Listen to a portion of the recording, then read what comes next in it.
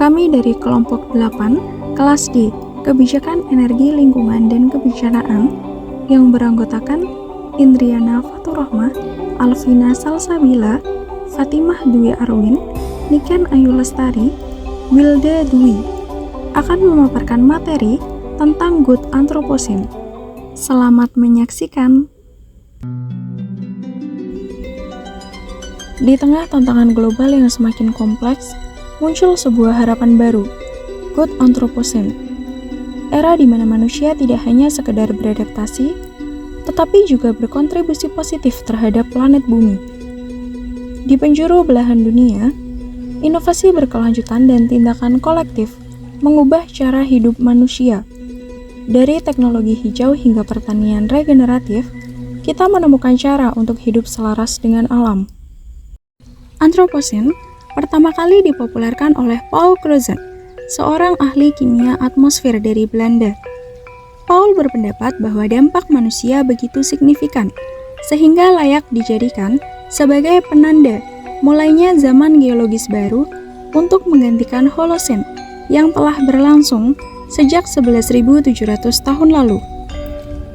Anthropocene bukan hanya sekedar istilah ilmiah, melainkan juga memiliki makna filosofis, politik, dan etis, sehingga dapat mendorong manusia untuk lebih merefleksikan peran dan tanggung jawabnya terhadap keberlangsungan kehidupan bumi.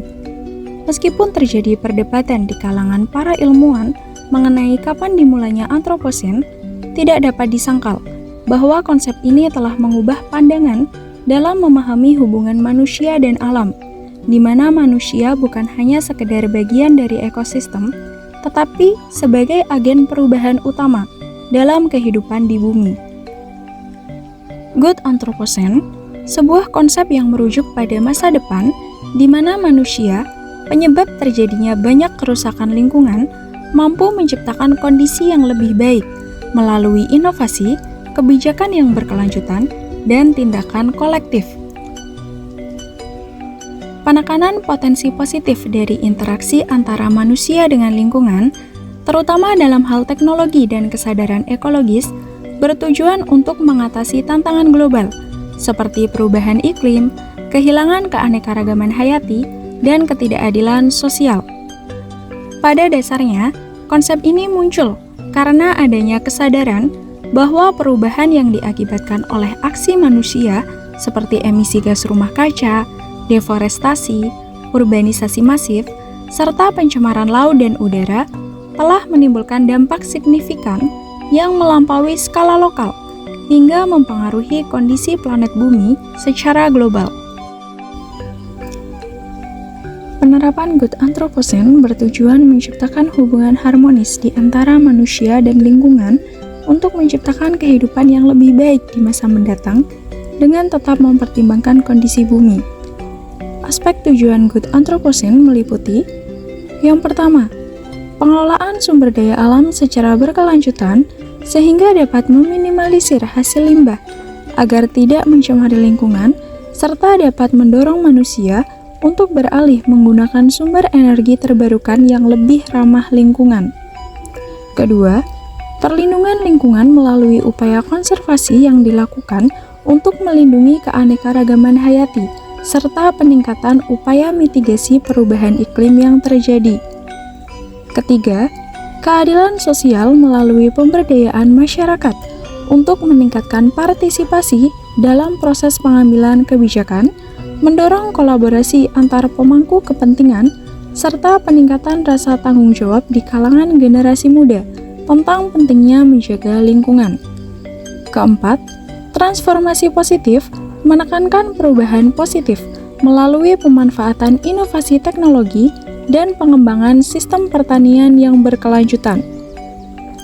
Dalam mencapai beberapa aspek tersebut, Good Anthropocene berpegang pada prinsip inovasi berkelanjutan, kesadaran sosial dan ekonomi, serta pendidikan dan kesadaran.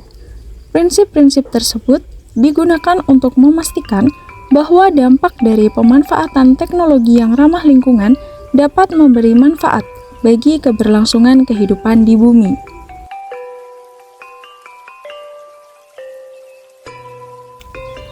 Tentunya, Dalam rangka mewujudkan good Anthropocene, ditemui beberapa tantangan dalam penerapannya.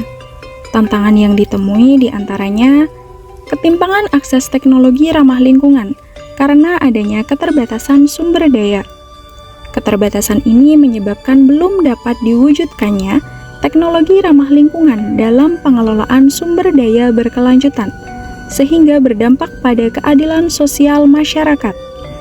Inisiatif seperti Just Transition mendukung para pekerja industri yang terdampak perubahan menuju pekerjaan yang lebih berkelanjutan, seperti pelatihan untuk pekerjaan di sektor energi terbarukan. Rendahnya kesadaran manusia mengenai pentingnya menjaga lingkungan melalui gaya hidup berkelanjutan. Peningkatan kesadaran dapat dilakukan melalui diadakannya program pendidikan lingkungan di sekolah-sekolah, seperti yang dilakukan Finlandia, dengan mengintegrasikan pendidikan lingkungan ke dalam kurikulum. Minimnya kolaborasi global menjadi salah satu tantangan dalam mewujudkan good Anthropocene. Hal ini dapat dilihat dari Konvensi PBB tentang hukum laut yang seringkali sulit diimplementasikan karena adanya perbedaan kepentingan nasional. Negara-negara seringkali bertindak hanya berdasarkan kepentingan masing-masing, sehingga mengakibatkan eksploitasi sumber daya laut. Konflik ekonomi dan lingkungan yang menyebabkan suatu pembangunan atau kebijakan hanya mengedepankan keuntungan semata tanpa memperhatikan ekosistem lingkungan. Di Amazon, penambangan emas dan minyak menguntungkan secara finansial, tetapi menyebabkan pencemaran air dan kerusakan ekosistem, sehingga masyarakat seringkali kehilangan akses ke sumber daya yang penting bagi kehidupan mereka. Dalam konteks good Anthropocene, peran aktor menjadi aspek penting dalam memahami bagaimana aktivitas manusia secara kolektif telah mengubah sistem bumi. Pemerintah memiliki peran strategis sebagai pengambil kebijakan untuk menentukan arah pembangunan dan pengelolaan sumber daya alam. Ketika kebijakan berorientasi pada pertumbuhan ekonomi tanpa memperhatikan keberlanjutan, maka kerusakan lingkungan akan semakin meningkat. Sektor swasta, terutama perusahaan besar di bidang energi, industri, dan agribisnis, berperan dalam memperbesar jejak ekologis.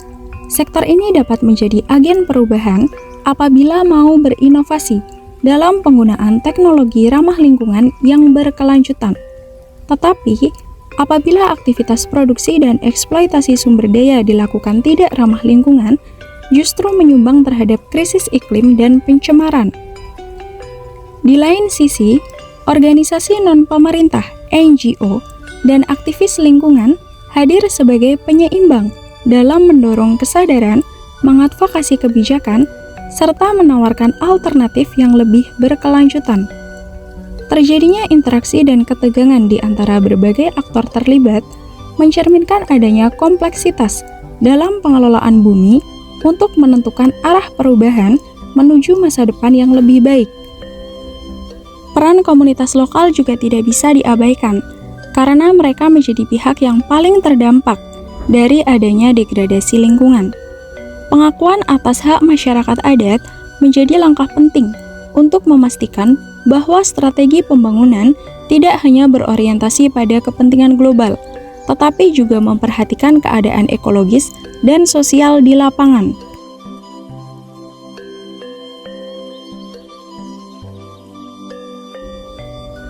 Dalam rangka mewujudkan good Anthropocene, Indonesia telah menerapkan beberapa kebijakan sebagai berikut. Pertama, penanganan sampah.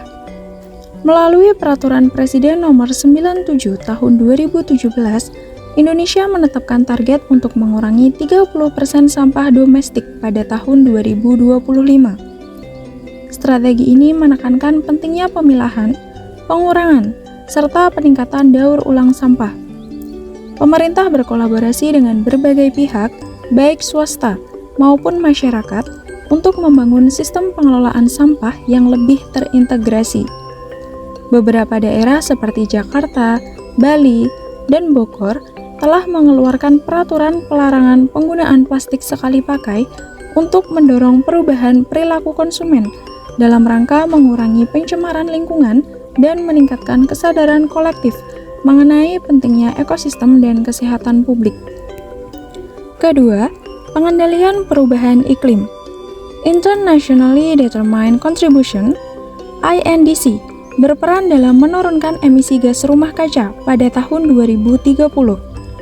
Indonesia merupakan salah satu negara berkembang yang berkontribusi dalam upaya tersebut dengan memberikan komitmen untuk mengurangi emisi gas rumah kaca sebesar 29% dengan kekuatan sendiri dan 41% dengan bantuan internasional.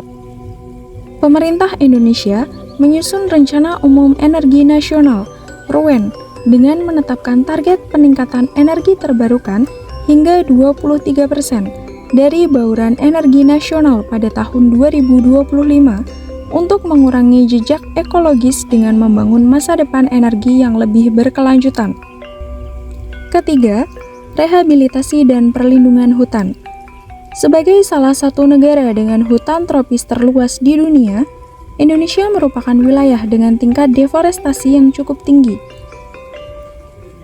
Pemerintah menerapkan moratorium izin baru pembukaan hutan primer dan lahan gambut dengan tujuan untuk menjaga cadangan karbon alami dan keanekaragaman hayati. Moratorium yang awalnya hanya bersifat sementara, kemudian diperpanjang dan dijadikan sebagai kebijakan permanen. Program Rehabilitasi Hutan dan Lahan (RHL) menjadi strategi utama pemerintah Indonesia untuk mengembalikan fungsi ekosistem hutan yang rusak. Indonesia berupaya memulihkan kualitas tanah dan air serta mengembalikan peran hutan sebagai penyangga kehidupan dan penyerap karbon alami. Keempat, transisi energi. Proyek pembangunan pembangkit listrik tenaga surya PLTS terapung di Waduk Cirata, Jawa Barat merupakan salah satu proyek terbesar di Asia Tenggara. Pemerintah mendorong penggunaan biodiesel berbasis minyak sawit melalui program B30 dan B35 dalam bahan bakar solar sebagai wujud transisi menuju bahan bakar nabati yang lebih ramah lingkungan. Kelima, pembangunan rendah karbon. Bappenas menginisiasi Kerangka Low Carbon Development Indonesia (LCDE) dengan memasukkan prinsip-prinsip lingkungan dalam perencanaan pembangunan nasional dengan tujuan menciptakan pertumbuhan ekonomi hijau yang rendah emisi, efisien sumber daya, dan berketahanan iklim. Hal ini menandakan adanya pergeseran paradigma dari pembangunan yang hanya berfokus pada pertumbuhan ekonomi menjadi pembangunan yang lebih mempertimbangkan daya dukung dan keberlanjutan lingkungan. Keenam, adaptasi perubahan iklim.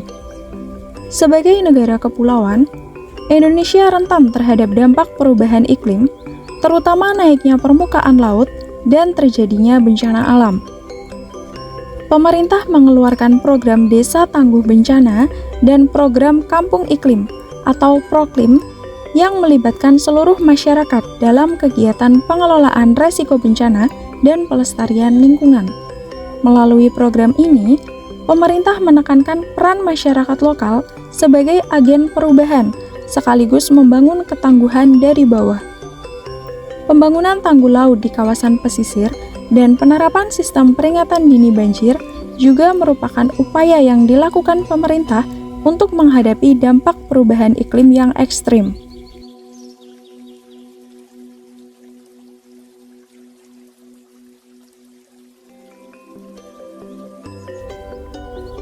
Kita hidup di planet yang begitu indah. Setiap sudutnya menyimpan beribu keajaiban alam.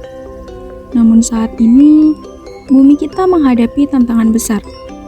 Deforestasi, pencemaran, dan perubahan iklim menjadi ancaman nyata bagi kehidupan kita dan generasi mendatang. Bayangkan, jika setiap dari kita mengambil tindakan kecil, memilih untuk menggunakan tas belanja ramah lingkungan, mematikan lampu yang tidak terpakai, atau setiap kali kita ikut turun dalam kegiatan bersih-bersih lingkungan, sebenarnya kita berkontribusi pada perubahan positif. Karena setiap tindakan kecil akan memberikan dampak yang besar. Ingat, Good Anthropocene bukan hanya tentang teknologi dan kebijakan, Ini tentang nilai-nilai kita sebagai manusia, menciptakan dunia yang lebih adil, di mana semua orang memiliki akses terhadap sumber daya dan memiliki kesempatan yang sama. Keadilan sosial adalah bagian integral dari keberlanjutan. Mari kita jaga bumi kita, karena hanya ada satu bumi, dan tanggung jawab untuk merawatnya ada di tangan kita. Bersama untuk bumi yang lebih baik, bersama kita bisa.